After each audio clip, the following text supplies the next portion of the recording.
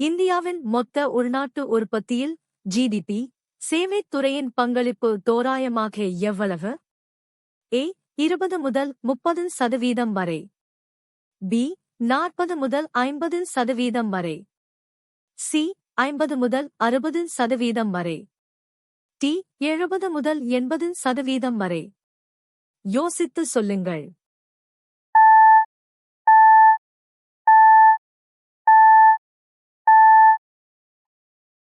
சரியான விடை சி 50 முதல் 60% வரை.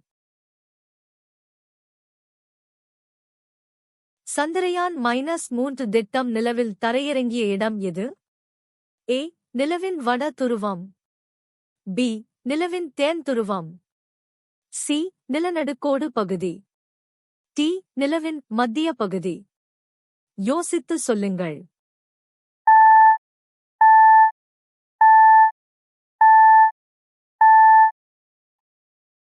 சரியான விடை பி நிலவின் தென் துருவம்.